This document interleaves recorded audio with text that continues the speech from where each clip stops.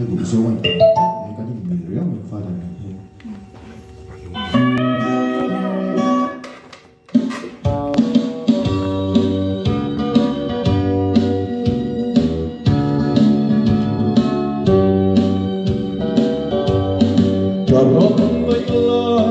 Jerusalem,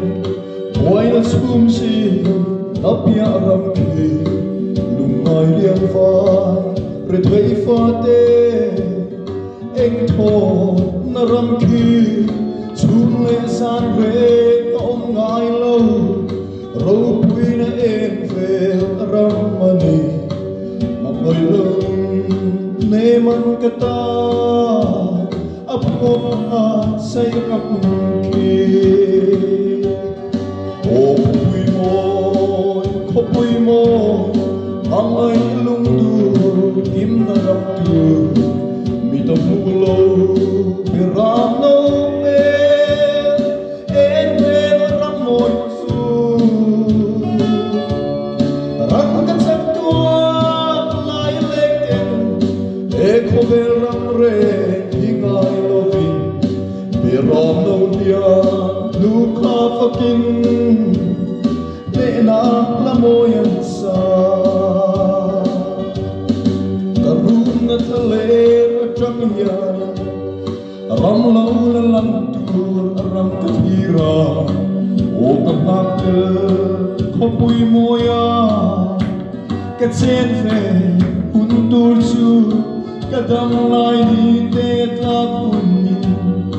Beram nauya luka fakin Di dang lomvan nun ki changin Ni lam la kasang O kopui mo Angay lungdu im na lamtu Ni tamulo beram nauya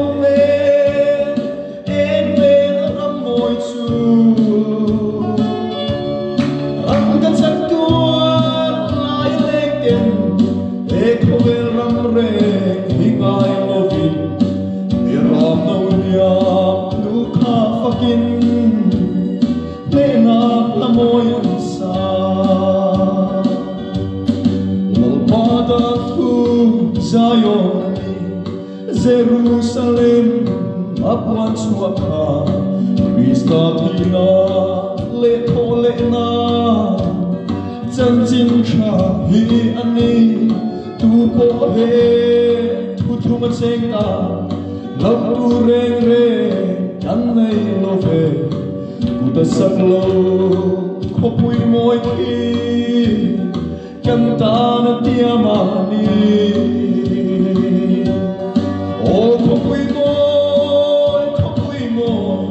Pangai lungdu Im na lamtu Mita hulo Piram no me Enve ramoy su Rangkat saktua